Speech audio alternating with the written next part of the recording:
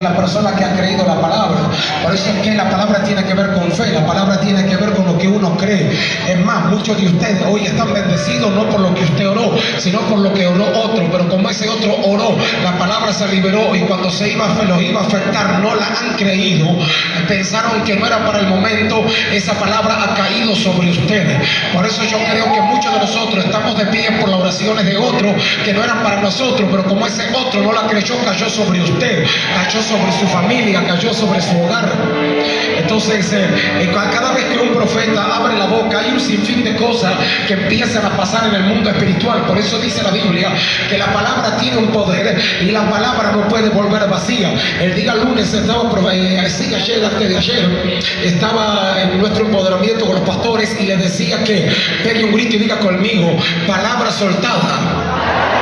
Pegue un grito y diga: profecía soltada. Imposible regresarla. Vamos, ¿dónde están los alumnos? Pegue un grito y diga: profecía soltada. Imposible regresarla. Por eso dice el profeta Isaías, dijo: así como la lluvia cae en el campo, así será mi palabra. No puede volver, no puede volver, no puede volver. Una vez que se liberó, a alguien tiene que afectar, a alguien tiene que mojar, a alguien tiene que afectar la palabra. Por eso es que la profecía soltada es imposible que regrese. Si el Padre te dio una palabra, esa palabra se va a cumplir. Si el Padre te dijo algo, esa palabra va a caminar alrededor de usted. Por eso es que la profecía soltada es imposible regresarla. Aunque ese diablo se ponga de pie, aunque el diablo haga lo que quiera, aunque tu gente, tu entorno no la cree, ya no la podemos regresar. Una vez que se soltó, se soltó. Entonces estamos con el profeta Pablo y el profeta me dijo: sí, tengo una palabra. Y me dijo: lo que no te estaba diciendo es, el Padre te dice, vas a levantar una escuela profética. Y esa escuela profética va a activar a miles de personas en las naciones, en Argentina y en el mundo. Y empieza a profetizar sobre la escuela profética, sobre todo lo que estamos haciendo hoy. Tomamos la palabra, a los 3 meses estamos inaugurando la escuela profética en Capital Federal. Pero hice una escuela profética solamente para nosotros, la gente de Buenos Aires. La sorpresa fue que cuando empezó a llegar la gente, llegó gente de todo el país y vinieron algunos internacionales. Le dije a la gente, a los alumnos, terminamos la escuela y le dije: bueno, nos vemos en la próxima escuela, en la próxima clase. Terminamos y los pastores ahí me dijeron: no puede ser una clase acá, yo vine de muy lejos, hagámosla en mi iglesia también, hagámosla en mi provincia, hagámosla en mi país. Y desde ahí se liberó la escuela profética para Argentina y en las naciones. En lo que vamos ya tenemos miles y miles de alumnos en las naciones entrenados, activados proféticamente, y ustedes son parte de esa comunidad de profetas que el Padre va a levantar acá en Mendoza y en San Juan. Ustedes van a ser esa comunidad de profetas que el Padre los va a activar. Yo creo que cada vez que el Padre activa la palabra profética lo hace porque hay cosas que tienen que suceder en una nación, en un territorio y en una tierra. Y esas cosas suceden a través de la boca de los profetas. Por eso dice la Biblia que Dios no hace nada sin antes anunciar las cosas a sus siervos, los profetas. Entonces yo creo que lo que Dios va a hacer con ustedes, con todos los alumnos que tenemos acá, es ampliar el panorama, y la palabra profética será parte de su vida. El día lunes les decía, el día que yo me muera, le dije: hija, el lunes, el día que me muera, me voy a morir con la enfermedad que nací. Y la enfermedad que nací se llama profecía. El día que me muera, terminaré profetizando en la vida. El día, las últimas palabras mías serán: así dice el Señor, así dice el Señor, así dice el Señor. Nací para profetizar, viviré para profetizar y moriré profetizando. Deleito hacerlo porque no hay nada mejor que devolverle la esperanza a la gente. En la enfermedad que tengo en la vida, en la enfermedad de la profecía. Y mi último congreso va a ser el congreso que tuvo Jacob. Antes de morir Jacob tuvo el mejor congreso de su vida. Llama a todos sus hijos, llama a todos su yerno y toda su nuera, y llama a todos sus nietos, y empezó a decir: así dice el Señor, así dice el Señor, así dice el Señor. Agarra la vara y durmió, se fue. Ese va a ser mi último congreso de la vida. El último congreso, agarrar a toda mi familia y antes de que el viejo muera, profetizarle desde los yernos hasta las nueras y hasta los hijos y hasta los nietos. Ya tengo todas las profecías escritas de mis nietos, ya las tengo todas escritas, porque dice la Biblia que aquel hombre, el viejo Jacob, escribía las profecías en el bastón. Yo tengo todas las profecías, todavía no tengo nietos, pero ya tengo las profecías reservaditas para los nietos cuando vengan los pibes. Entonces, el día que parta voy a partir profetizando. El día que salgas de esta tierra vas a partir de esta tierra haciendo lo que más has amado en la vida, sirviendo a Dios, amando a Dios y bendiciendo a la gente. De esa manera vas a partir de esta tierra. Entonces, pegue un grito y diga conmigo: ventanas del profeta. De vuelta, grítelo: ventanas del profeta. Rápidamente quiero hablar con ustedes sobre las ventanas del profeta y hacer un repaso sobre todo lo que ya hemos visto. Cada vez que estamos los profetas ministrando a ciertos lugares, viene la gente y una de las primeras preguntas que nos hace la gente, o la primera pregunta que la gente nos hace a todos los profetas es: ¿no tiene una palabrita para mí? Es lo primero que la gente le dice: pastor, ¿cómo estás? Qué bueno verles. Esa es la primera pregunta que hace la gente: ¿no tiene una palabrita para mí? Hay otros que dicen: yo sé que usted tiene una palabra para mí. Y hay otros que manipulan más fuerte y dicen: Dios me dijo a mí que usted me va a decir algo a mí. Entonces, ¿para qué tanto Dios me dijo? Que te lo diga directo. Si ya te lo dijo, ¿cuál era la diferencia? Pero aparte de esas preguntas que son normales a los profetas, la gran mayoría de personas nos preguntan: ¿cómo hago para llegar a hacer un oficio profético? Yo profetizo, soy profeta. ¿Cómo hago para ir escalando? Para poder conocer eso necesitamos conocer la ventana del profeta. Y cuando abrimos la ventana de los profetas, la primera ventana del profeta se llama el espíritu de la profecía. Alguien que pegue un grito y diga conmigo: el espíritu de la profecía. Escúcheme, porque yo estoy viendo ahí las caras de unos cuantos que me están diciendo: ¿y qué me importa el espíritu? ¿Y qué me importa las ventanas y las puertas y el techo? Largue la profecía porque viene hoy para que me profetice. No te voy a profetizar hasta que termine de enseñar. Porque algunos me están mirando con cara de profecía. Algunos me están mirando como diciendo: dale la palabra, profetice una vez. Tranquilo. Vamos a abrir la primera ventana. La primera ventana se llama la ventana del espíritu de la profecía. El espíritu de la profecía está desde el libro de Génesis. Hubo alguien hace un tiempo atrás que estábamos en una conferencia y estuvo predicando un evangelista. Y el evangelista dijo de esta manera: cuando yo voy a la Biblia encuentro que el primer ministerio que estuvo en la Biblia, el primer ministerio de los 5 fue el evangelista. Entonces cuando dijo así, como que me metió el dedo en la llaga. Yo venía a predicar detrás de él. Entonces me dice Enrique: el primer ministerio fue del evangelista en toda la Biblia. Y sacó él un texto de Éxodo y estaba muy bueno como lo enseñó, muy bueno. Yo dije: no puede ser, de los 5 tendría que ser el profeta, padre. El primer ministerio que la Biblia tendría que nombrar es el profético. Así que cuando bajó el evangelista le dije: che, hermano, excelente tu predicación, pusiste muy bien, pero hubo un detalle.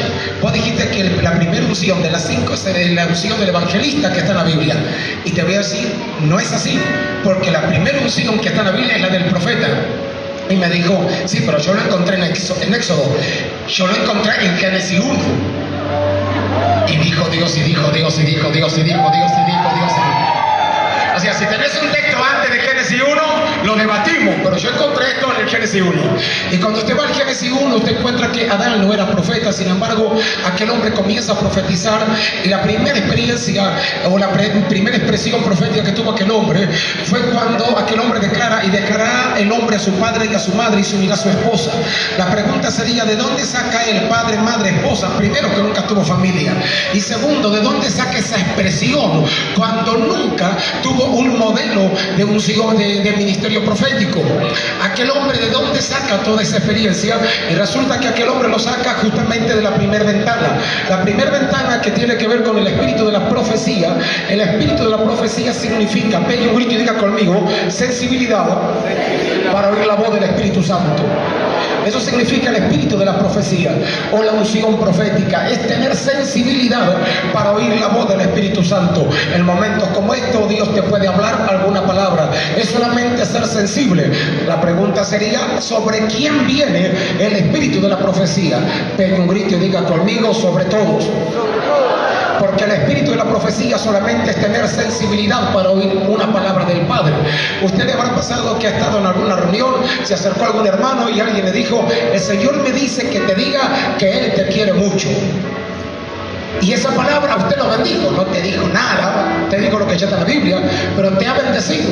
Solamente que esa persona ha tenido el espíritu de la profecía.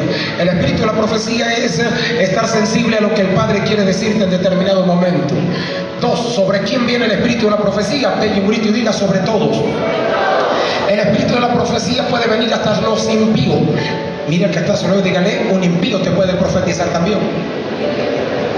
Vamos a la Biblia, el libro de Nehemías. La Biblia dice que cuando Nehemías se entera de todo lo que estaba aconteciendo en su ciudad, en Jerusalén, Artajerje vino y le dijo, y cuando a Nehemías le trae la copa a Artajerje dice, no, vos no estás enfermo, vos no estás mal, y yo te veo deprimido, ya sé lo que tenés quebranto en tu corazón. Aquel hombre, ¿de dónde saca una palabra de ciencia para hablarle al hombre, para hablarle a Nehemías? Solamente que el espíritu de la profecía se le liberó sobre Artajerje para darle esa palabra. Quizás a usted le habrá pasado en algunas situaciones que usted sintió que Dios le habló por un pecador. ¿Nunca sintió esa experiencia? ¿Nunca tuvo esa experiencia que usted dijo como que Dios me está hablando por el pecador por el impío Dios me está hablando? Porque tener sensibilidad para oír la voz del Espíritu Santo es, sobre todo, cuando Él quiere hablarte, va a usar el medio que quiera Él. Por eso dice la Biblia que si usted calla, las piedras van a hablar, y eso tiene que ver con el ministerio de la profecía. En otras palabras, pegue un grito y diga conmigo, a mi Dios, grite, a mi Dios es imposible tenerlo callado. De vuelta, grítelo, es imposible tenerlo callado. Agarrarle el brazo al que está a tu lado y decirle, ya sé a quién saliste vos, ya sé a quién saliste vos, ya sé, claro, a tu Dios es imposible tenerlo callado. Perdón, no vi los que estaban afuera, dame un aplauso a los que están afuera que no pudieron entrar. Dios los bendiga, Dios los bendiga. Entonces, el espíritu de la profecía es para todos. El espíritu de la profecía es para la gente que está dentro. Dios te puede hablar por los pecadores, ejemplo de eso, Artajerje. Dios puede hablarte por los animales. ¿Cuántos creen que Dios puede hablarte por los animales? La Biblia dice, en el antiguo pacto había un profeta que se iba a subir arriba del burro, y el burro no quería caminar, no quería funcionar, el burro no quería caminar. Sin embargo, el profeta estaba arriba, el burro estaba abajo, y el que vio al ángel, ¿quién fue? ¿Quién fue? El burro. Eso me cierra el pensamiento de algunos, Gustavo, que yo por años pregunté al Padre, le dije, ¿cómo puede ser que hay algunos que no se congregan nunca? Vienen cuando quieren, vienen a tomar Santa Cena si se acuerdan, o cuando hay un profeta porque le suelte una palabrita. Entonces, no vienen nunca, y sin embargo las pocas veces que vienen, Dios los usa, te profetizan y se cumple. ¿Nunca le pasó eso? Decir, ¿cómo puede ser que esta vieja chuma, lengua larga, aquel medio pervertido, viene cuando quiere, no se congrega nunca, y cuando viene Dios lo usa? Sin embargo, cuando fui a la historia de este profeta con el burro, me cerró toda la idea. ¿Por qué? La Biblia dice que el burro no quería andar, y el profeta le daba, camine, y de repente el burro se da vuelta y le dice que voy a caminar hacia el ángel. Y el profeta de arriba dice, ¿y dónde está el ángel? Ahí, no te das cuenta que sos ciego. Y el profeta se pone a hablar con el burro. En otras palabras, parece que la unción cambió de posición. Parece que el animal estaba arriba y el profeta estaba abajo. 2. La Biblia dice que se puso a hablar con el burro. Y eso me enseña que cuando hay un tiempo de unción, hasta los animales pueden profetizar. Cuando viene un tiempo de unción, pegue un grito y diga, hasta los animales profetizan. Pero se va la unción y son los animales de todos los días. Entonces eso me da que entender, y me contestó la pregunta de que hay gente que no viene nunca, y las pocas veces que viene tienen dones fluyendo, porque bajo la unción hasta los animales pueden profetizar, pero luego que salen de esa puerta para afuera son los animales de todos los días que nunca han cambiado. O sea, Dios puede utilizar los animales. Dios usó a este animal para hablar al profeta. En el nuevo pacto, Jesús le dijo a Pedro, cuando el gallo cante me vas a negar. El gallo canta, Pedro lo niega, porque cuando Dios quiere usar a alguien para hablarte, Dios usa la manera que quiere. Por eso que el espíritu de la profecía es solamente tener sensibilidad para oír a Dios en determinado momento. Dios te puede hablar por un impío, Dios te puede hablar por quien Él quiera, pero cada vez que Dios quiera tener una relación con usted o con nosotros, nadie lo va a poder detener. Por eso yo creo que en este cierre de escuela profética vas a cerrar el año con el espíritu de la profecía caminando al lado de usted. El Padre te va a hablar, vas a ser tan diestro para oír a Dios, vas a tener una capacidad para oír a Dios como nunca antes lo has oído. El año 24 profetizarás lo que nunca has hablado, hablarás lo que nunca has dicho. La profecía que nunca te la han declarado es la profecía que usted tendrá que declararla. Hay personas que dicen, pero yo necesitaba que el profeta me diga esto y me dijo aquello. Cuando usted llega a esa conclusión que el profeta no le dijo todo es porque el profeta tiene una limitación para que usted escuche hasta ahí. El resto de la profecía la tendrá que declarar usted, declarar usted, declarar usted. Alguien tendría que levantar esa alabanza ahí, hermano.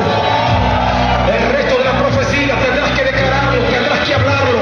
El año 24, la palabra profética estará en tu boca. La palabra que los profetas no te la han dicho será la palabra que usted tendrá que declararla. La palabra que el profeta no te habló será la palabra que usted tendrá que confesar a los próximos meses. Entonces, cuando abrimos la primera ventana de lo profético, esa ventana tiene que ver con el espíritu de la profecía. Y cuando ya estás fluyendo con el espíritu o con la unción profética, que es tener sensibilidad para que Dios te hable, cuando nos metemos ahí, recién ahí se te abre la segunda ventana. Esto es como una escalera. La segunda ventana está definida por la primera ventana. Ahora, cuando le diga la segunda, usted puede llegar a decir, pero esa tendría que ser la primera, y en realidad no. En la segunda. Y la segunda ventana tiene que ver con la intercesión. Pegue un grito y diga conmigo: intercesión. Cuando el Padre me metió en el campo de la intercesión, me arruinó la vida. Mira que está solo, dígale: cuando el Padre te mete en ese campo, te arruina la vida. ¿Qué vida te arruina? La vida del egoísmo.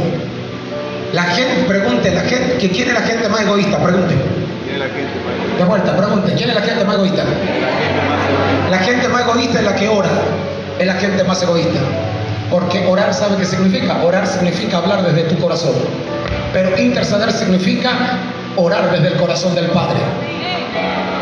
Entonces la gente más egoísta es la gente que ora, porque y no está mal orando, siga orando, pero tiene que crecer. Usted no puede vivir toda la vida orando. En algún momento tiene que pasar de un orador a un intercesor, de una mujer que ora a una intercesora.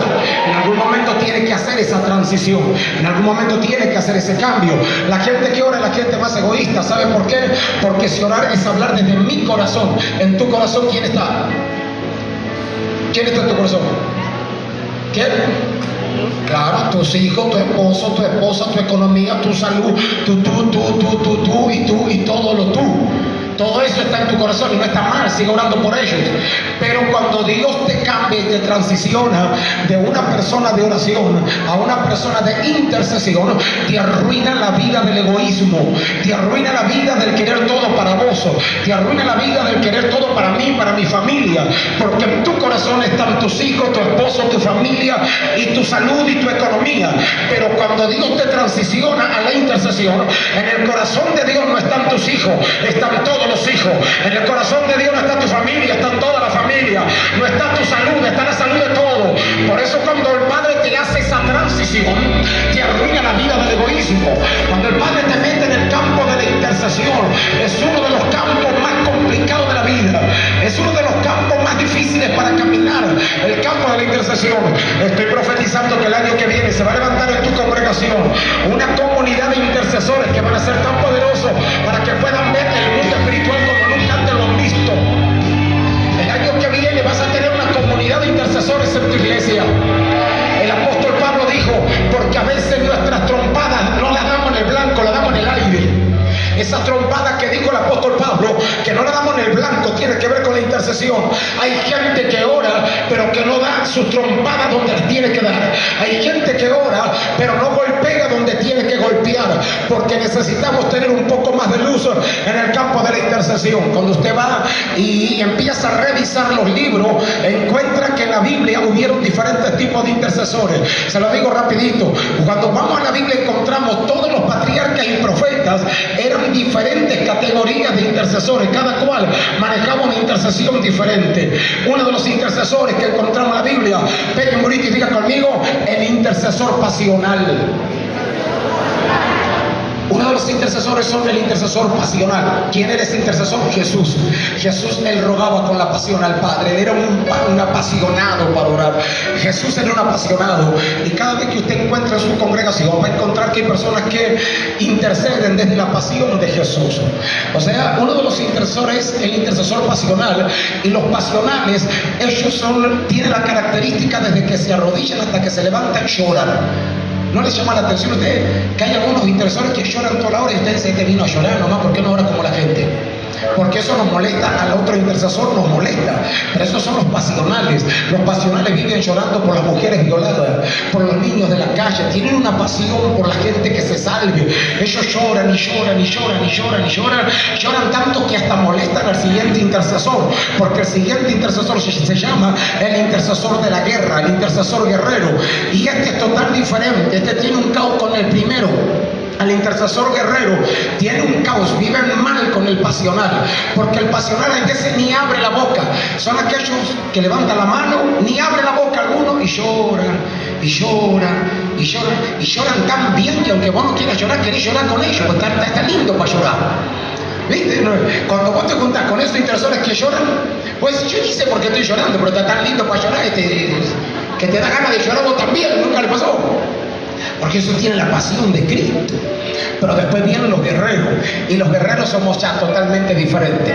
A nosotros no lo puede tener ni arrodillado ni llorando. Somos los eléctricos, corremos, agarramos una bandera, agarramos un shofar, tiramos una silla, corremos para allá, venimos para acá, miramos demonios, miramos los cuernos, miramos la suegra, miramos todo tipo de demonios, miramos, porque esos son los guerreros. Cuando se encuentra de repente, el guerrero anda haciendo toda su travesía en la guerra y se encuentra con este que está llorando. Ahí tenemos un conflicto los pastores, porque el pasional se queja con el pastor y el guerrero también. Va el guerrero y le dice al pastor: pastor, ¿usted piensa que tiene que seguir la hermanita esa orando con nosotros? No ora, no hace nada, llora.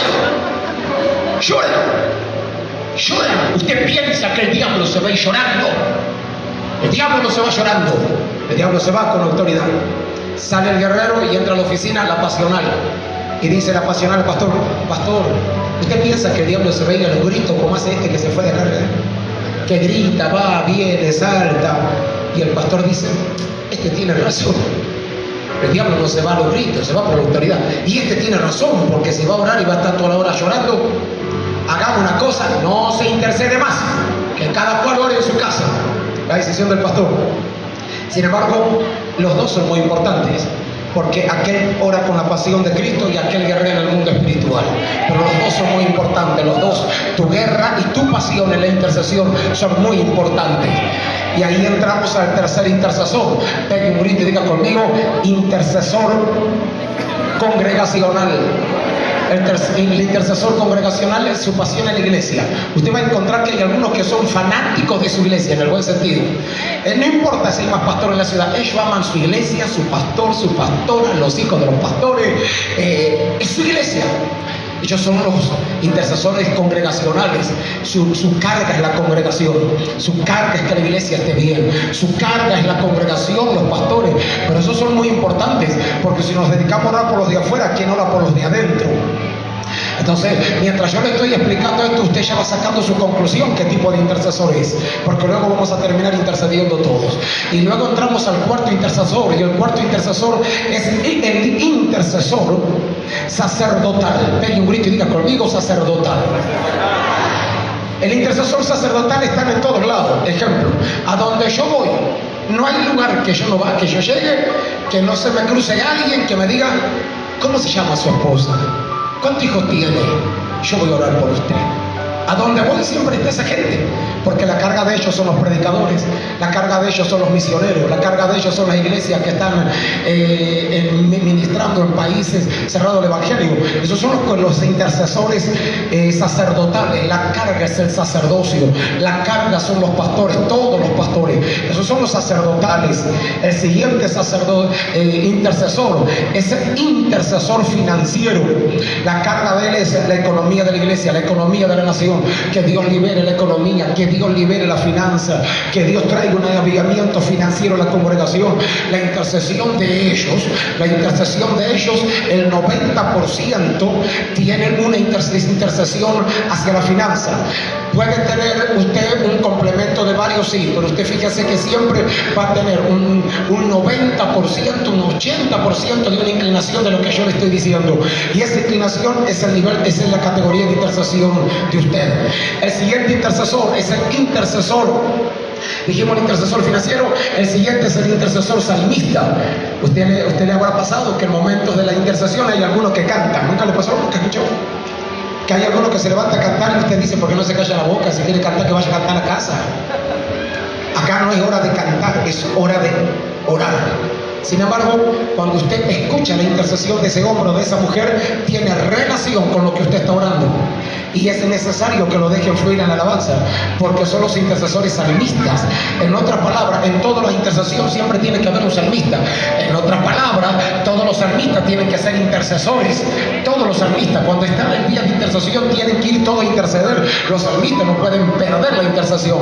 ¿Por qué? La Biblia dice que David tuvo 800 salmistas, 800 cantores, desde los que ejecutaban hasta los que cantaban, y todos eran profetas y videntes. Desde los que cantaban hasta los que ejecutaban los instrumentos, eran todos profetas y videntes. O sea que si eran profetas y videntes, es porque allá se le había abierto previamente la ventana de lo que es el campo de la intercesión. Por eso vine a decirle que todas las iglesias representadas en este lugar, vas a entrar, tus salmistas van a entrar a una hora de adoración y de alabanza, pero con un grado de intercesión metido ahí adentro que será tan fuerte. Tus adoradores en tu iglesia el año que viene no se van a juntar para ensayar, porque los salmistas no ensayan, los salmistas fluyen. Cuando usted va a la Biblia encuentra que David nunca se juntó con los salmistas para ensayar. ¿Cuál es el problema que tenemos los pastores? Que los salmistas se juntan para ensayar. Ahí está el problema. Tus salmistas no tienen que juntarse para ensayar, tienen que juntarse para fluir, para fluir, para fluir. Ellos no ensayan, ellos fluyen. Ellos no tocan, ellos ministran. Por eso que David nunca tuvo un grupo de salmistas ensayando. Nunca va a encontrar usted en toda la Biblia que David agarró a los salmistas para ensayar. David agarraba a los salmistas para fluir, para fluir, para fluir, para fluir. Desde el año que viene todos los grupos de alabanza que están representados en este lugar, no te vas a juntar para ensayar, te vas a juntar para fluir. Porque si ustedes fluyen en privado, los milagros acontecerán en público. Si ustedes fluyen en privado, la liberación acontecerá en público. Yo no sé quién cree esa palabra. Viene una ola de despertar para todos los salmistas representados en este lugar. Los salmistas de David eran todos profetas, pero tuvieron que atravesar por ese campo de la intercesión. La intercesión, meterte en el campo de la intercesión, lo mejor que te puede pasar. Alguien me preguntó, o alguien no, varios me preguntan siempre, ¿cuántas horas ora usted por día para tener los dones que tiene? Porque eso nos metió la iglesia tradicional, la iglesia legalista. O sea, cuando yo más hago, más tengo. Sin embargo, Dios no te da por lo que usted hace, Dios te da por lo que Él hizo. Dios no te llama por lo que usted puede hacer el día de mañana. Dios te llama por lo que Él ya hizo en la cruz. O sea, esto no es por mi esfuerzo, esto es por su llamado. Con eso no les digo no ores, sigo orando. Pero ¿cuál es una diferencia nomás? Y continuamos. La diferencia entre alguien que ora y alguien que intercede. La gente que ora usted la encuentra en el mercado y le dice, ¿sabe que estoy pasando un momento mal? Estoy con este problema de mi familia. La gente que ora te dice, yo estoy orando todos los días a las 5 de la mañana, o a las 3, o a las 4, a las 10. Yo oro, ahí voy a orar por vos. Mañana oro por vos, cuando me dedique ese tiempo voy a orar. Ese es el que ora. Pero el que intercede, usted lo encuentra en el mercado y le dice, no sabes, estoy pasando los problemas en la familia. El que intercede te pone la mano en el mercado y rabagata, ramanama, rabagata, de que esté, y que se libere la familia y que se libere el hogar. Y ahí nomás te corre el chaco para un lado, te pone a hablar lengua, usted se pone a llorar y el intercesor no tiene un momento para orar. El intercesor es oración las 24 horas del día. Las 24 horas del día. No tenés un horario, son las 24 horas. ¿Usted por qué piensa que a veces está por la calle y le cae la lágrima? Porque usted es la oración las 24 horas. Prende la tele y le cae la lágrima. Y se pone a orar y dice, Dios, ten misericordia a esa gente. Ten misericordia a esta familia. Porque el intercesor tiene un don las 24 horas. O sea, al Padre no le importa la hora que usted ora. Hay gente que dice, no, porque cuando más temprano oro, como que Dios más te bendice. Esa es la religión que nos metió adentro. Dios dice, ¿qué me importa a las 4 de la mañana, 5 de la mañana, 10? A mí me importa que hables conmigo. ¿Qué importa si el mismo milagro que te lo da a las 5 te lo da a las 10 de la noche? La misma liberación que te da a las 2 de la madrugada te la puede dar a las 2 de la tarde. ¿Qué importa tu hora? Lo que importa es que lo hagas. El Padre dice, ¿qué me importa que te levantes temprano? ¿Qué me importa que te acostes tarde? Me importa que lo hagas. Me importa que lo hagas, solo que la religión no metió eso. Cuando más temprano parece que Dios más te escucha. Sin embargo, Dios dice, ¿qué me importa? Hay algunos que se levantan a las 5 de la mañana, Dios no le responde nada. Hay otros que oran 10 de la noche y viven de victoria tras victoria. Porque acá no es el horario, es tu vida de oración. Entonces, el profeta no tiene un tiempo para orar. La vida del profeta es oración continua. Andamos y estamos más, vamos, meta, hablar en lengua, ¿por dónde vamos? El otro día venía preparando el mensaje. El domingo en la noche venía de Bolivia, Argentina, y venía preparando el mensaje que iba a predicar, el empoderamiento. Y mientras, no me di cuenta, pero me pasó varias veces. Estaba preparando el mensaje y estaba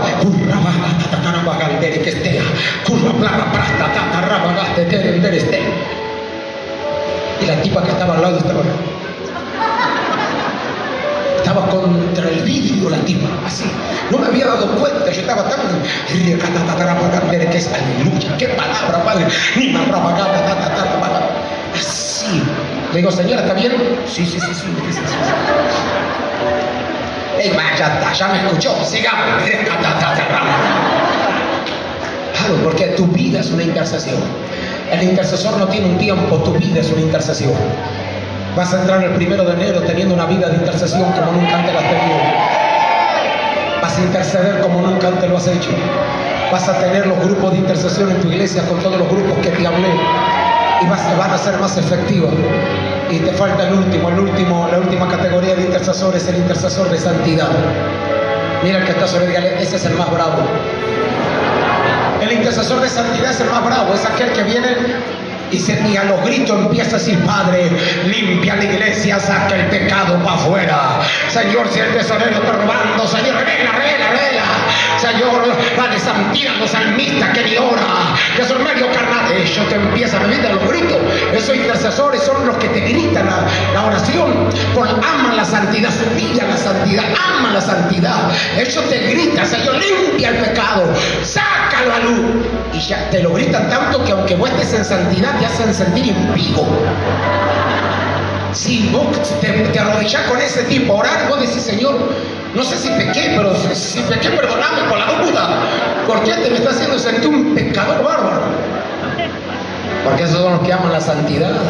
Son los intercesores de la santidad. Su vida, su pasión es la santidad de la iglesia. Entonces, esa es la segunda ventana. Vamos a tener más éxito en nuestras congregaciones cuando dividimos los grupos. Ahora, ya que le expliqué más o menos los intercesores, ¿cuántos se sintieron identificados ahí? Levanten la mano. ¿Qué intercesor sos vos? Salmista, ¿vos? Congregacional, por allá, ¿usted qué intercesora es? Guerrera, por acá, ustedes, pastor. Guerrero, finanzas, por allá, ¿qué va? Vallejo, ¿qué sos vos? Guerrero, allá San Juan, ¿qué sos?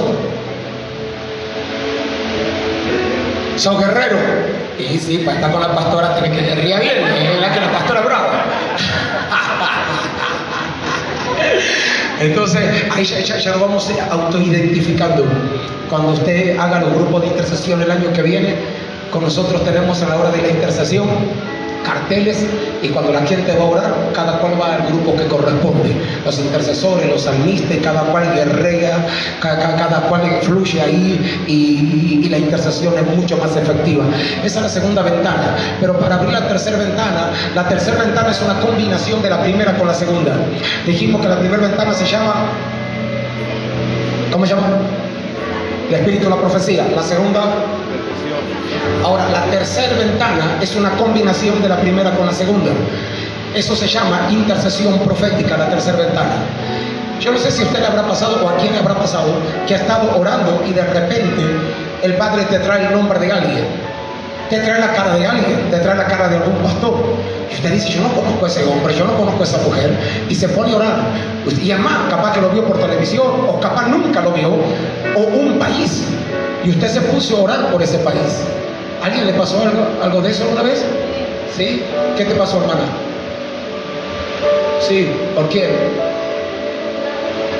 Perdón. Recuerden que estamos dando la clase de la escuela profética, y por eso es que no lo hacemos un poquito más libre. ¿Cómo? Con personas que no conocías y oraste por ellos. ¿Que a quién más le pasó? Allá, ¿A usted le pasó también? Bien, entonces, usted fíjese que está en el tiempo de intercesión. Tus pastores te dan la lista para que usted ore, y usted va con esa lista que usted ya tiene o que le dieron o como sea, pero usted ya tiene una lista mental y está orando por esa lista, pero de repente te aparecen caras y de repente te aparece un país. Usted desvió la oración para empezar a orar por eso que no estaba ni en la lista ni en su mente. ¿Qué pasó ahí? Intercesión, porque usted estaba orando. Vino una palabra, un nombre, una ciudad, el espíritu de la profecía. Cuando se juntan esas dos cosas, esas dos ventanas, cuando se juntan, se llama intercesión profética. Entonces, la intercesión profética, ¿para quién es? Dígale al que está a su lado, jamás es para profetizar a la gente, dígaselo. Intercesión profética, pega un grito y diga, es hablar al mundo espiritual. O sea, a mí me apasiona la intercesión profética, me gusta mucho, la utilizo siempre. Desde que el Padre trajo la revelación de la intercesión profética, siempre la utilizo, porque la intercesión profética tiene que ver entre la primera ventana y la segunda, donde usted no le profetiza a la gente. ¿Quién hacía intercesión profética? Intercesión profética hacía el profeta Daniel, cuando el profeta hablaba al rey de Siria. Aquel hombre, el profeta, hablaba al rey y decía, oíd rey lo que dice el Señor, rada, y ella empezaba a soltar la palabra. Ahora, cuando el profeta hablaba la palabra de la intercesión profética, el rey no estaba ahí. ¿A quién le soltaba la palabra? Al mundo espiritual. ¿Qué es intercesión profética? Intercesión profética son los grupos de danza. Intercesión profética es el grupo de arte. Intercesión profética son las banderas. Intercesión profética tiene que ver con todo lo que va a afectar el mundo espiritual. Todas las iglesias que tienen arte o que tienen danza, usted piensa que tienen arte o danza porque queda bonito para entretener el culto. No, eso tiene que ver con intercesión profética, porque las danzas no te profetizan a vos, pero las danzas le profetizan al mundo espiritual. Las danzas no nos profetizan a nosotros, ni las artes, pero sí profetizan al mundo espiritual. Por eso que la intercesión profética no es para la gente, la intercesión profética es para hablar al mundo espiritual. Yo aprendí de intercesión profética con mi mamá. Mi mamá está hace como 50 años en el Evangelio, y mi papá, antes de convertirse, mi papá era borracho y era mujeriego el viejo, muy mujeriego, muy demasiado. Un día mi mamá estaba orando con sus amigas, estaba orando en casa, y el padre le muestra la cara de mi papá, y mi mamá dice, envío la palabra donde está Mario, y a donde está, Señor, tocalo, que no llegue a donde está yendo. Si está yendo a algún lugar que no tiene que ir, el Señor, que no llegue, y empezó a orar, y soltó la palabra a mi papá, le soltó la palabra. Resulta que mi papá salió más temprano del trabajo, fue a ver a una de sus amigas con derecho, y la fue a ver. Resulta que golpea la casa, porque ya conocía la casa, y sale otra mujer y le dice, acá no está la fulana, ¿está? No, acá no vive ninguna fulana. ¿Cómo que no vive ninguna? No, yo vivo acá hace años. No, pero si yo vine la semana pasada, dice mi viejo. Pero no, acá nunca. Se volvió y dice, no puede ser, si esa es la casa. Volvió de vuelta. No está, ya le dije, Señor, no está esa mujer, acá nunca vivió. Se fue a la casa, le dice, Margarita, ¿vos estuviste haciendo algo hasta ahora? ¿Por qué? No, porque, bueno, le dice, te voy a decir la verdad, perdóname. Le pidió perdón y le terminó contando que fue a ver a la mujer esta. Y resulta que ahí fue a la casa de esta señora cantidad de veces y era la misma casa. Pero ese día, a tal hora, cuando mi mamá estuvo orando, mi madre suelta la intercesión profética al mundo espiritual. Mi papá se mareó, Dios le sacó la vieja, le metió otra. No sé lo que habrá hecho el padre, por la cuestión que no salió la mujer, salió otra. Porque intercesión profética es hablar al mundo espiritual y soltar la palabra. O sea que usted puede estar acá hoy. Yo no sé si usted cree la intercesión profética que va a hacer efecto. Hay gente que está sentada acá hoy, pero mientras estoy hablando sobre intercesión profética, vas a levantar tu mano y vas a enviar la palabra de acá hasta ese ser querido que lo tenés enfermo.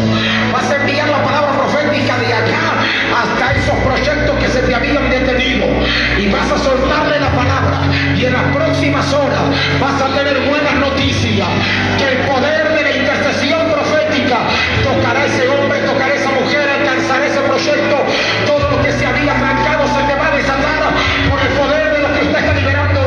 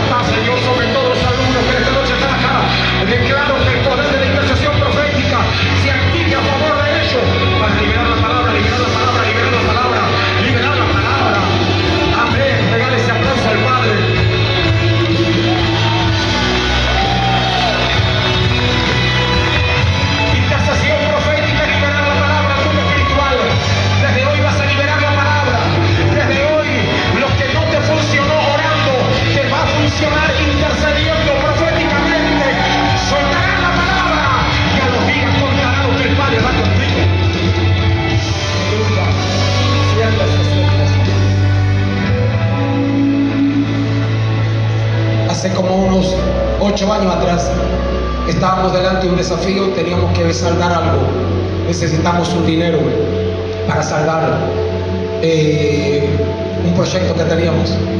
Lo teníamos que saldar el día lunes. El día sábado estábamos en una provincia acá en Argentina y nos encontramos con varios profetas y quedamos de acuerdo de juntarnos a orar. Así que el sábado nos juntamos a orar, todos estamos orando con los profetas y viene una de las profetas, pone la mano en el hombro y me dice: hermana, así dice el Señor, hay una aflicción en tu corazón porque tenés que juntar un dinero y lo tenés que pagar el lunes y no tenés el dinero. Le digo: sí, es cierto. El Señor te dice que sueltes la palabra y que hagas una intercesión profética y el dinero te va a llegar mañana.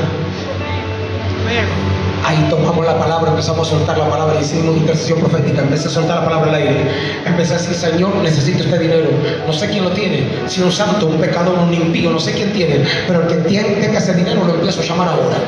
Lo empiezo a llamar ahora, que venga, libero los caminos donde se encuentra, si está lejos que pueda llegar, que nos cruzamos. Y empecé a soltar la palabra al mundo del espíritu, empecé a liberar la palabra y hacer una intercesión profética, y los profetas me ayudaban ahí en la oración. Empezamos a soltar la palabra, liberamos la palabra del dinero que yo necesitaba. Al otro día, domingo, fui a predicar en una iglesia, tenía que ministrar ahí, ministré. Termino de ministrar, el pastor me dice: profeta, lo ha bendecido tanto, tome, acá tiene su ofrenda, pero también tiene una ofrenda de parte nuestra, de la familia. Y claro, imagínense todos los pastores cuando estamos delante de grandes proyectos, miramos los sobres a ver si llegamos. Y dije: este maestro, no, padre, no llego, y yo ya no ministro más. Pero no sé de dónde vas a traer, pero de algún lado va a traer. Estábamos ahí sentados y el pastor ya me había dado los sobres y estaba sentado en la oficina. Alguien golpea la puerta y dice: necesito hablar con el profeta, por favor, necesito hablar con el profeta. Y el pastor dice: no, está muy cansado, ahora no puedo. Que pegue un salto y dije: sí puedo, sí puedo, se me fue el cansancio. Entró la señora y dice: yo no sé si esto es de Dios, pero yo antes de salir de mi casa, el padre me dijo: agarra esta cantidad de dinero y llévalo a la iglesia. Yo pensé que era para mis pastores, pero cuando usted subió a predicar, el padre me dijo: dáselo porque es para él. Dale ese sobre. Y cuando abro el sobre, tenía lo que yo tenía que pagar el lunes. El poder de la intercesión profética. Aquí hay personas que van a ver milagros por la intercesión profética los próximos días. Aquí hay personas que antes que cierre este año, por causa de tu intercesión profética, verás milagros, verás todavía lo que no has podido ver, estás al borde de verlo. Alguien va a aprender a soltar la palabra profética al mundo espiritual. Ese trabajo se te abre, esa empresa la levantás, esos hijos vuelven al Señor, los desafíos que no se te dieron se te están por dar. Vas a liberar la palabra al mundo del espíritu y antes que cierre este año vas a tener respuesta. Alguien tendría que alabar al Padre. Vas a tener buenas respuestas. Tendrás buenas respuestas por causa de tu intercesión. Vas a liberar la palabra. No importa dónde está tu ser querido. Vas a liberar la palabra donde ellos se encuentran. Y algo el Padre va a liberar a la distancia.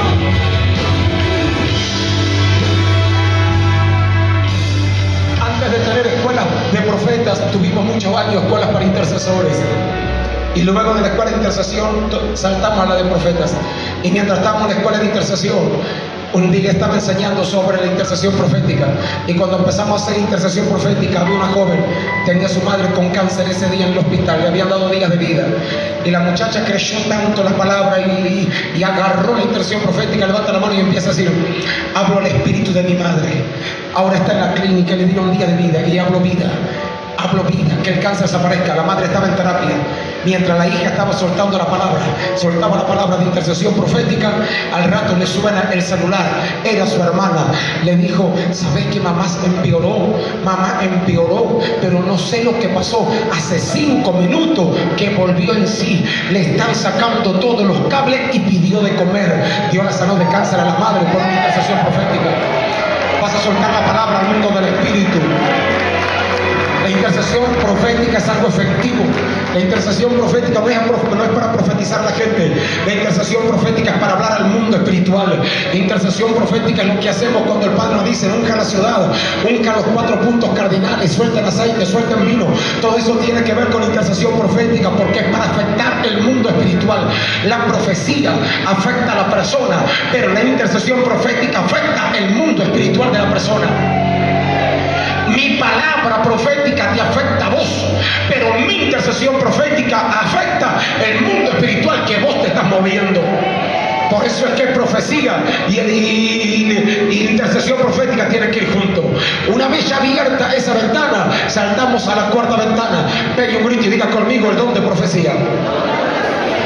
Usted fíjese que cuando hablamos del don de profecía, el único que se encargó de hablar 2 capítulos enteros del don de profecía o de la profecía fue el apóstol Pablo. El apóstol fue el único que habló tantas veces de la profecía, del don, del oficio. Aquel hombre habla de la profecía. ¿Por qué Pablo fue el apóstol que habló de los profetas? Porque hablar del don de profecía y hablar de un profeta de oficio es hablar de 2 situaciones diferentes totalmente. El don de profecía es para edificar la iglesia, dijo el apóstol Pablo. ¿Qué edifica? El oficio del profeta edifica las naciones. Entonces, vamos de vuelta. ¿Qué edifica el don de profecía? ¿Qué edifica? ¿Qué edifica? Pregúntale, miren la cara al que está solo, dígale: si el don de profecía edifica la iglesia, ¿por qué hay gente profetizando en las casas? Si el don de profecía edifica la iglesia, es ilegal que la gente esté profetizando en la casa. Eso es ilegal. Pastor, si usted quiere tener una división, deje que la gente profetice en las casas. El don de profecía no edifica una casa, edifica una iglesia. ¿Y por qué en la iglesia? Porque en la iglesia todos te vamos a juzgar. Eso dice la Biblia, que la profecía hay que juzgarla. Cuando el profeta aprendió que le juzguen la profecía adentro, jamás va a estar herido cuando te la juzguen afuera. Cuando el profeta de oficio es juzgado con la palabra profética acá adentro, te la juzguen acá adentro, nunca va a andar llorando afuera cuando te digan: falso profeta, hijo del diablo, no sos un profeta de Dios, porque vos ya te la juzgaron acá adentro. Por eso que la profecía hay que ejercerla en la iglesia. La profecía no es para las casas, la profecía es para la iglesia. Si usted tiene que desarrollar la profecía, adentro. ¿Por qué adentro de la iglesia? Porque la profecía no es una autoridad, la profecía está bajo autoridad. El don de profecía está bajo autoridad. El profeta de oficio es una autoridad. Por eso es que el don de profecía lo maneja un pastor, pero el profeta lo tiene que manejar un apóstol. Porque si usted tiene profeta, si es un pastor, el profeta te va a terminar dominando la vida a vos. Los pastores tienen que dominar y manejar los profetas de dones. Pero un apóstol tiene la capacidad para manejar un oficio profético, porque es cuestión de autoridad. Libro de Hechos, la Biblia dice que Felipe tenía 4 hijas que profetizaban. Eran 4, profetizaban, tenían don de profecía. Sin embargo, Dios para hablarle al apóstol tuvo que traer al profeta Ágabo, que vino de otra ciudad. La pregunta sería: ¿Dios podía usar a las 4 muchachas para darle la profecía al apóstol, sí o no? ¿Las 4 muchachas hubiesen recibido la misma palabra, sí o no? Claro. ¿Por qué las 4 muchachas no se la dieron? Porque esto es cuestión de autoridad. A una autoridad la ministra otra autoridad. Por eso es que tus hijos, aunque sean profetas de oficio o aunque sean profetas de don, jamás pueden venir a ponerte la mano a usted, porque usted es la autoridad de ellos. Esto es cuestión de autoridad. Esto es cuestión de autoridad. Por eso que las 4 muchachas, si le hubiesen profetizado a Pablo hubiese dicho: está bien, nena, está bien, yo sé lo que tengo que hacer, tranquila, tranquilízate. Pero cuando vino el profeta Ágabo, le saca el cinturón, le ata las manos y los pies y predice la próxima ciudad donde iba a estar encarcelado el apóstol. Y el apóstol aceptó todo. ¿Por qué lo aceptó? Porque esto es cuestión de autoridad. A un ministro lo ministra otro ministro, a una autoridad la tiene que administrar otra autoridad. Como el don de profecía no es una autoridad, está bajo autoridad. La mayoría, hay un buen grupo de gente que cuando va a profetizar dice que yo siento que me toma el espíritu. ¿Nunca escuchó esa frase? Me toma el espíritu, me toma. Y no puedo parar, tengo que hablar, a mí me toma el espíritu. Decide al que está a tu lado: si a vos te toma el espíritu acá adentro, digas: ¿qué espíritu te agarra cuando salí afuera? Porque algunos dicen: no, cuando yo estoy acá me toma el espíritu, me agarra, yo tengo que decirlo, yo tengo que decir. Eso no es así. El espíritu jamás te va a tomar. ¿Sabes por qué? Porque el espíritu no te posesiona, el espíritu te seduce. Los que te posesionan son los demonios. Por eso cuando usted ve todas las sectas religiosas, todas las sectas, vienen los demonios, le hacen girar a la gente y lo largan por donde sea, lo tiran, porque el diablo, los demonios te posesionan, pero el Espíritu Santo te seduce. El profeta dijo: me sedujiste y fui seducido. O sea que los demonios tienen capacidad para posicionarte, pero el Espíritu Santo te va seduciendo. Cuando alguien me dice a mí: el Espíritu me toma, yo sé lo que me está diciendo: estoy endemoniado, me está diciendo esa gente. Porque el Espíritu Santo no te posesiona, el Espíritu Santo te va seduciendo. Mira que está solo de Galicia, vos te tomas cada tanto, dígaselo. Voy a saber lo que tenés entonces. Entonces, esto no es cuestión que te toma, esto es cuestión que te tiene que seducir. Me sedujiste y fui seducido, dijo el profeta. Me sedujiste y yo dejé que me seduzca porque me gustó el asunto. Ese es el Espíritu del Señor, no el que te posiciona, el que te va seduciendo. Por eso es que el don de profecía es para la iglesia y edifica la iglesia y no la casa. Y la quinta ventana es la ventana del profeta de oficio.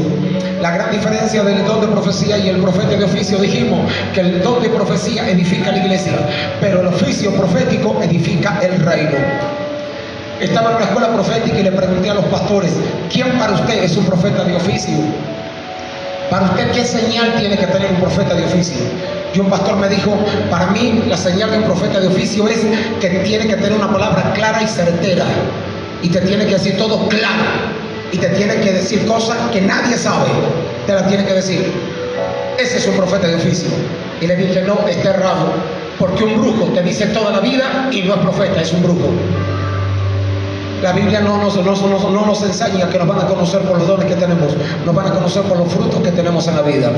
A un profeta de oficio se lo conoce porque los profetas de oficio somos territoriales. Usted fíjese que todos los profetas de oficio en la Biblia viajaban de una ciudad a otra, eran territoriales, eran nacionales, eran personas que iban de un lugar a otro, porque el oficio del profeta es para edificar el reino, es para edificar las naciones. O sea que una de las huellas de un profeta de oficio son las puertas que se te han abierto en una nación. Diga conmigo: nación. Pegue un grito y diga conmigo: influencia. Y diga: territorio. Esas tres son parte de las huellas de un profeta de oficio. Influencia, ¿por qué? Porque mientras sos un don de profecía, solamente te escucha tu iglesia. Pero cuando te transformaste en un oficio profético, te empieza a escuchar toda tu ciudad, toda tu provincia, toda tu nación, y de otras naciones quieres que llegues para que le profetices. Porque un profeta de oficio tiene un poder de influencia. Si usted no logró el poder de influencia, usted todavía tiene el don de profecía. Todavía no es un profeta de oficio. Hoy tenemos cantidad de gente que se le ha ungido de profetas y no han sido marcados con la influencia que tendrían que tener para hacer un oficio. Un oficio profético es por la influencia que ha alcanzado de forma nacional y de forma gubernamental en el gobierno también. Y la última ventana es la ventana del vidente. Pegue un grito y diga conmigo: vidente. Y el vidente, la palabra vidente significa el que ve más allá. ¿Cuál es la diferencia entre el profeta y el vidente? Que el profeta escucha la palabra y el vidente la ve. Esa es la gran diferencia. El mayor de los videntes fue Jesucristo. Jesús fue el mejor de los videntes. Una de las evidencias de Jesús le dijo a los discípulos: salgan de la ciudad y crucen del otro lado. Hay un burro que está nuevito, nadie lo montó, tiene dueño.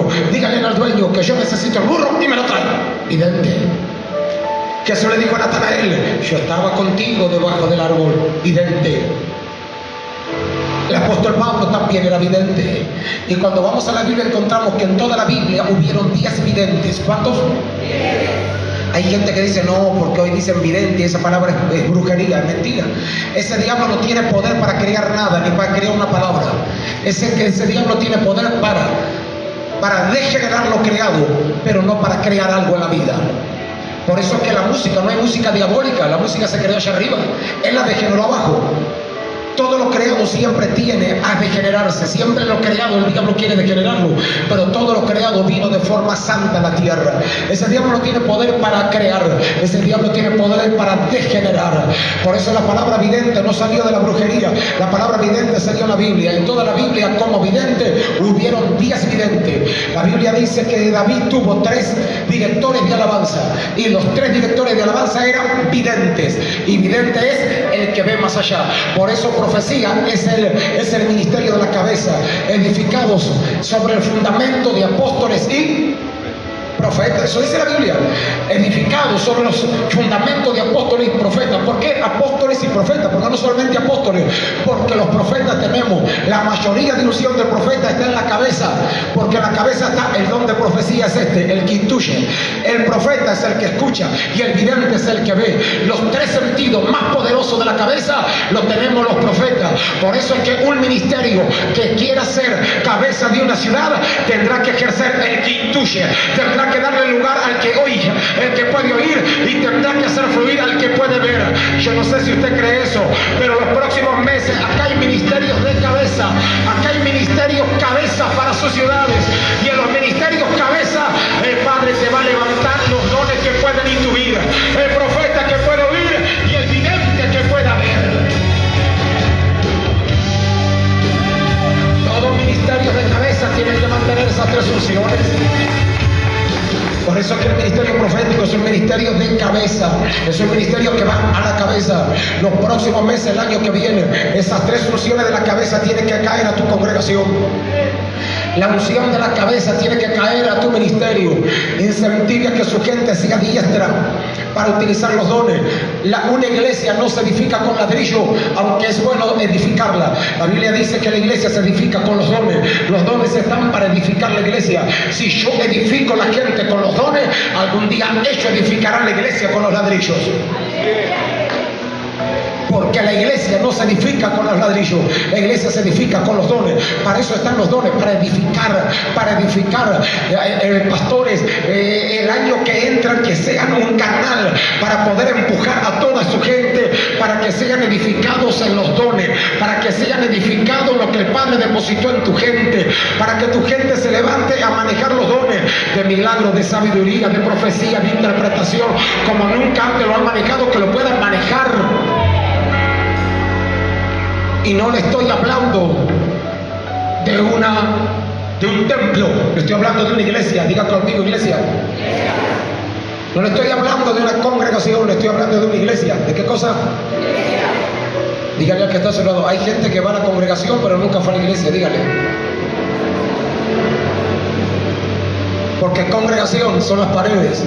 Una congregación la levanta. Usted tiene dinero, quiere ser pastor, levanta un salón, ya se empieza a predicar, ya se levantó su congregación. Una congregación la levanta con dinero, pero una iglesia la levanta por revelación del Espíritu Santo. Por eso Jesús le dijo a Pedro: eso no te reveló carne ni sangre, y yo haré de ti una roca, y las puertas del Hades no prevalecerán sobre mi iglesia. Porque iglesia es cuestión de revelación. Por eso es que hay gente que va de continuo a la congregación pero nunca tuvo iglesia, porque para meterse a la iglesia se te tiene que revelar todos los proyectos que están en la iglesia, se te tiene que revelar el compromiso de la iglesia, la responsabilidad de la iglesia, la visión de la iglesia, lo que la iglesia está aportando ahí adentro. Si a tu gente no se le revela la visión de tu iglesia, esa gente va a la congregación pero no tiene iglesia. Pregúntele al que está a su lado: ¿vos dónde te congregas? ¿En la iglesia o en la congregación? Pregúntale. Entonces, hay gente que tiene mucha congregación pero tiene poca iglesia. Pegue un grito y pregunte: ¿cuándo estoy en la iglesia? Cuando portas la visión de la iglesia, cuando sos cumplidor con tu iglesia, cuando sos responsable y estás comprometido al 100% de tu iglesia, recién ahí es cuando te estás congregando. Esas fueron las 6 ventanas de, de la profecía, pero solamente quiero leerle este texto. Y en la clase anterior los profetas enseñaron, profetas Luna, sobre la paternidad. Pero mire lo que dice la Biblia, 1 Reyes 18:40. Entonces Elías le dijo: prendan a los profetas de Baal para que no escape ninguno. Y ellos le prendieron, los llevó Elías al arroyo de Sison y allí los degolló. ¿Allí qué cosa? ¿Allí qué cosa? Los degolló. Capítulo 2, verso 1. Aconteció que cuando quiso Jehová alzar a Elías en un torbellino al cielo, Elías venía con Eliseo de Gilgal. ¿De dónde? Quiero cerrar este tiempo para luego ministrar un momento y decirles que cuando Dios quiso llevar a Elías, Elías venía atravesando varias ciudades, y una de las primeras ciudades que Elías atraviesa con su hijo llamado Eliseo fue la ciudad de Gilgal. Y la palabra significa el que te corta en redondo. El que te corta en redondo. O sea que cuando Eliseo empezó toda la travesía con su padre ministerial llamado Elías para agarrar el manto, para transicionar a donde él tenía que llegar, la primera ciudad que aquel hombre tiene que atravesar fue Gilgal. Yo me imagino a su padre diciéndole: mira, mi hijo, usted va a tener que tomar mi unciones de acá a un tiempo. Mi unción será la tuya, vas a vivir lo que yo viví, vas a ser un hombre de mucha influencia, pero tenés que saber algo. Tenés que saber que para poder llegar a donde te voy a llevar yo, para llegar ahí tenés que pasar por Gilgal, y para llegar a Gilgal tenés que aceptar un corte, porque Gilgal significa el que te corta de forma redonda. ¿Por qué de forma redonda? Porque te corta completamente, no te deja ni una esfera de la carne viva. Vas a sangrar. Eliseo, si querés esta unción, vas a tener que sangrar. Eliseo, si querés lo que yo tengo, tendrás que dolerte, porque ministerio es para gente que aprendió a sangrar. Unción es para gente que aprendió que la vida del reino es para que algo te duela. O sea, el ministerio no es para gente pasiva. El ministerio te hará sangrar. El ministerio te va a cortar. Eliseo, si querés la unción que yo tengo, en algún momento estarás envuelto en sangre, y en algún momento el ministerio habrá situaciones que te harán doler. Y Eliseo dijo: sigamos, ya estoy acá, vamos a seguir. Pero la Biblia dice que en otra historia, Elías agarró a todos los profetas de Baal, el texto que hemos leído, los llevó al monte Sison y ahí los degolló a todos. Porque el pensamiento, la palabra que les quiero compartir ahora, tiene que ver con, pegue un grito y diga conmigo: manto o cuchillo. De vuelta, grite: manto o cuchillo. La mayoría de gente, cuando ven a los profetas, se enamoran del manto. La mayoría se enamoran del manto. Llega una palabrita, deme la palabrita, quiero solución, ministreme, impártame, transfiérame, porque todos se enamoran del manto. El problema es que cuando ya el manto te atrajo al profeta como un hijo, el profeta no te muestra el manto, ahora te va a empezar a mostrar el cuchillo. La gente te rodea y te busca por el manto que tenés, pero los hijos se quedan por el cuchillo que le demostraste. Hay cantidad de gente que lo sigue por el manto, pero en la vida del reino, en el mundo profético, cuando hablamos del cuchillo, encontramos que el manto va a traer a la mayoría, pero el cuchillo te va a dejar la minoría de gente en la vida.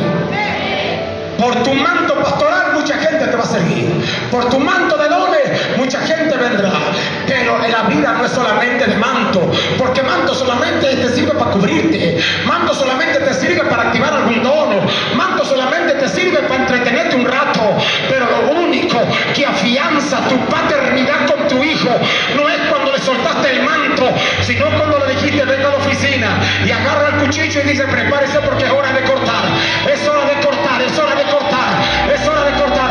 El manto te lo trae, pero el cuchillo te afianza a las generaciones. El manto es el que te trae a la gente, el manto atrae a la gente, pero el cuchillo afianza a tus hijos espirituales. El problema es que hay hijos que les gusta el manto pero no quieren el cuchillo. El manto es atractivo, el manto es codiciable, el manto es interesante, el manto te trae de las narices a toda la gente. La gente sale así con la nariz y dice: qué manto, qué unción, qué profecía. Hasta que lo haces hijo. Y cuando lo haces hijo, ahí ya no le mostré el manto, ahí le mostré el cuchillo. A mis hijos espirituales, cuando los meto en la oficina, no es para mostrarle el manto, los meto para sacarle el cuchillo. El problema es que hay gente que te va a seguir hasta que le muestres el cuchillo a la vida. Lo que le estaba diciendo Elías a Eliseo es: Eliseo, si no permitís el cuchillo, no estarás listo para que seas mi hijo en la vida. Cada vez que sigas a un hombre o a una mujer de unción, tienes que saber que todos los profetas andamos con cuchillo. Todos los profetas. Elías andaba con cuchillo. Oh, alguien que levante su mano y diga conmigo: esa profecía es para mí. Vamos, levante su mano y diga: esa palabra es mía.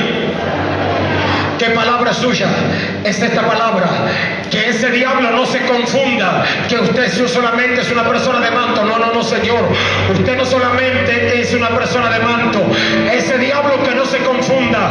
La Biblia dice que Elías andaba con túnica, pero cuando tuvo que cortar a Eliseo, se levanta la túnica, saca el cuchillo y corta.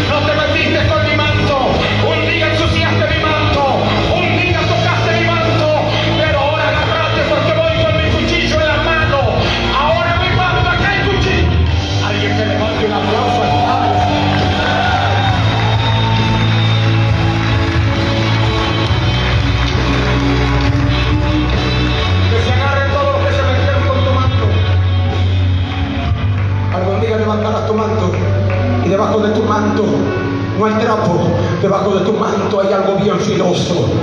Oh, el cuchillo del profeta. Elías no andaba con manto, no. ¿Usted por qué piensa que la escuela de profetas tenía como 100 profetas Elías, perdón? Y cuando Elías se fue, se acercaron los hijos de los profetas y le dijeron: ya se fue tu mentor, se fue. ¿Usted por qué piensa, teniendo tantos discípulos proféticos en su escuela? Elías tenía como 100, dice la historia, como 100 alumnos en su escuela. Sin embargo, a la hora de heredar el manto, no lo heredan los 100, lo heredó Eliseo. ¿Cuál fue la diferencia? Que aquellos 100 lo siguieron por el manto, pero Eliseo fue el único que se animó a que lo corten. ¿Por qué sigue a tus líderes? ¿Por qué sigue a tus pastores? Si lo seguís solamente por el manto, el día de mañana te vas a ir. Tienes que seguirlo por el cuchillo. El manto no te duele, pero el cuchillo te corta. ¿Por qué sigue la unción que usted sigue? Los profetas no solamente tenemos manto, los profetas portamos cuchillo, y yo hoy le estoy soltando el cuchillo a unos cuantos que están acá en el nombre de Jesús. Unos cuantos que están acá van a levantarse la túnica los próximos meses y van a sacar el cuchillo que tienen adentro. Sacude los pies para que se entere el que está abajo y dígale: no te equivoques, dígaselo, no te equivoques, porque vos no sabés lo que hay debajo del manto, vos no sabés lo que hay acá abajo, vos no sabés lo que hay acá debajo del manto, no sabés. Debajo del manto hay un cuchillo. Los profetas con cuchillo, pegue un grito y diga: los profetas de cuchillo son profetas de revelación. La Biblia dice porque más cortante que espada doble filo es toda palabra que sale de la boca, toda palabra que sale de la boca, toda palabra que sale de la boca. Los profetas de cuchillo son profetas de revelación, y los profetas de revelación son profetas que tienen el poder de la palabra. El profeta de revelación es aquel que no solamente conoce lo que Dios dice, conoce lo que Dios dijo. Hoy tenemos cantidad de profetas que profetizan lo que Dios dice, y no está mal, síganlo haciendo, pero que son ignorantes a lo que Dios ya dijo. Y un profeta de revelación es un profeta que conoce lo que Dios dirá, pero que conoce lo que Dios ya dijo a través de la palabra. Profetas de cuchillo son profetas de revelación. La palabra camina con uno, el poder de la palabra, el poder de la escritura. Se levantan con la palabra, se acuestan con las escrituras, duermen con la palabra, desayunan con la palabra. La vida del profeta es el poder de la palabra, porque si yo no conozco esta palabra, jamás tendré una palabra. O sea, no es el éxito del profeta, no está en hacerle saber a la gente lo que Dios dice. Hay algunos que fluyen muy bien en lo que Dios dice, pero son ignorantes de lo que Dios ya dijo. No tienen palabra, no tienen revelación, no tienen cuchillo. Porque el profeta con cuchillo es profeta con revelación. ¿Qué tenés que pensar en los profetas? El poder de la palabra.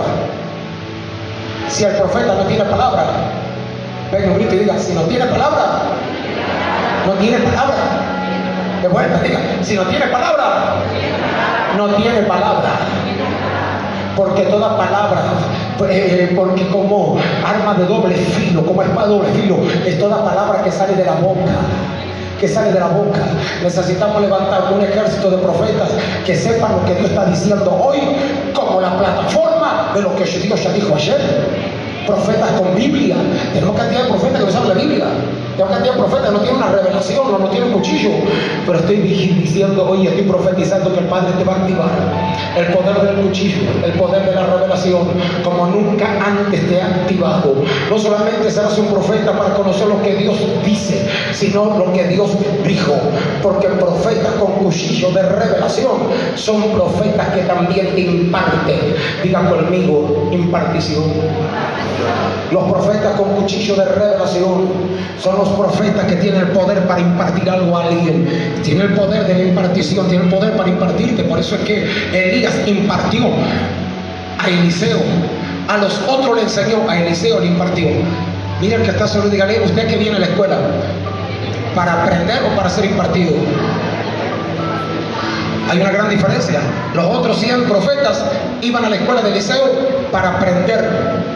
Eliseo fue para ser impartido. Y solamente la gente con cuchillos son los que tienen la posibilidad para impartirte algo. En otras palabras, los que tienen cuchillos son tus padres ministeriales, tus pastores y tus apóstoles. Si usted está ofendido con su pastor y está orando para que Dios le hable, si se tiene que quedar, irse de la iglesia, y usted vino hoy para ver que el profeta me diga: me voy o me quedo, o vos ya te fuiste. Número uno, ya te fuiste. Y número dos, yo no profetizo tonteras, ni capricho de nadie. Jamás te voy a decir, váyase de la iglesia, pues yo también soy pastor. Pero si usted está orando para irse, usted ya se fue hace un par de meses atrás y no se dio cuenta. Pero lo único que tienen poder